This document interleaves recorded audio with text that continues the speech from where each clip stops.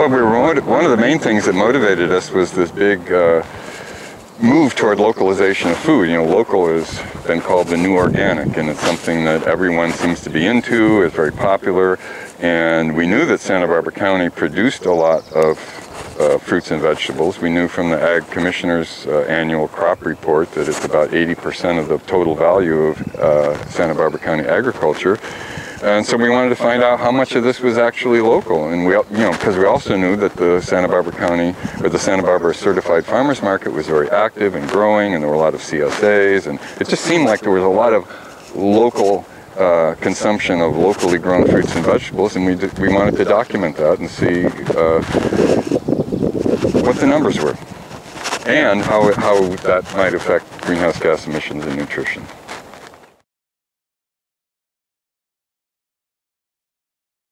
So in our paper, we looked at the whole life cycle of Santa Barbara County's food system and the greenhouse gas emissions that pertain to that whole system. So when we looked at just reducing food miles and the greenhouse gas emissions from those food miles, it actually didn't make a large decrease in the grand scheme of the food system. So when you localize and decrease food miles and your goal is to decrease greenhouse gas emissions, localizing isn't a great strategy to get to that goal.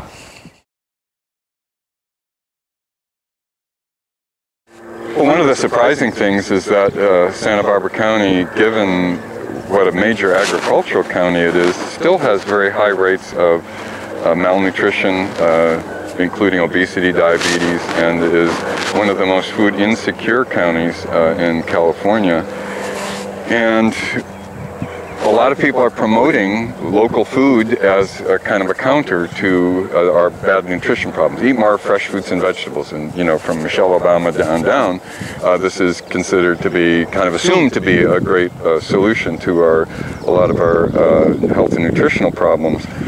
But actually, just localizing where we get our fruits and vegetables really doesn't necessarily do anything about people's ability to access those fruits and vegetables or their ability to prepare them and so on. So in addition to localizing, you need to have programs that focus specifically on how you make sure that localization actually achieves the real goals that you have in mind, whether it's improved local economy, better conditions for farm workers, better nutrition for everyone in the county, or whether it's reduced environmental impact, especially on global warming, greenhouse gas emissions. So, and we have a lot of people in Santa Barbara County are doing exactly that. For example, nutrition, the food bank, the public health department are working on increasing access and so on. Those things have to occur in conjunction with a localization, because localization per se isn't going to capture it. And so one of the big dangers, both with localization in terms of nutrition and in terms of greenhouse gas emissions, is making sure that localization doesn't become the goal, that it's a strategy, and we always have in mind those bigger goals that we're really looking for.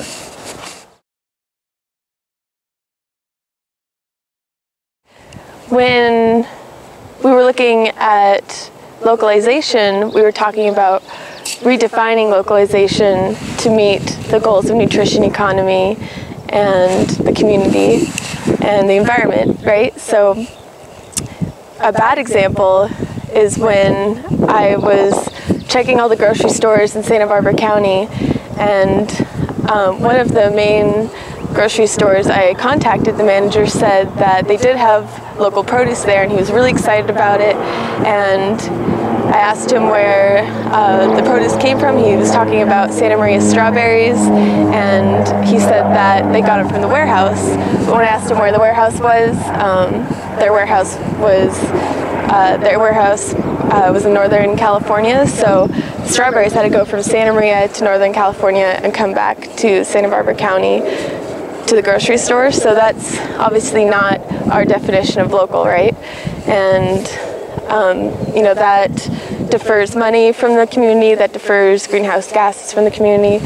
But what a good example of localization is Anna and Wesley from Farmer Direct Produce. They're to people from Santa Barbara County. They saw small local farmers that had good production practices, good labor practices, and they saw markets like UCSB, an institution that feeds thousands and thousands of people, have a need for local produce, so they made that connection and became a local hub to condense food from small farms that had good practices, that had our definition of local, and then got that food to the institution to feed the students.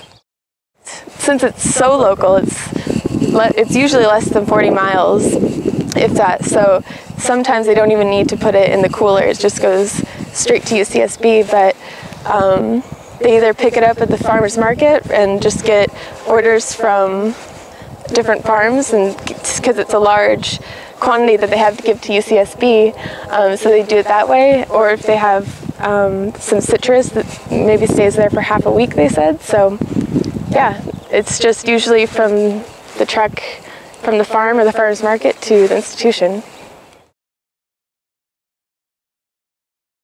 If we're going to have local food system, in other words, and we have such a great potential in Santa Barbara County, we're going to grow a variety of fruits and vegetables around the year.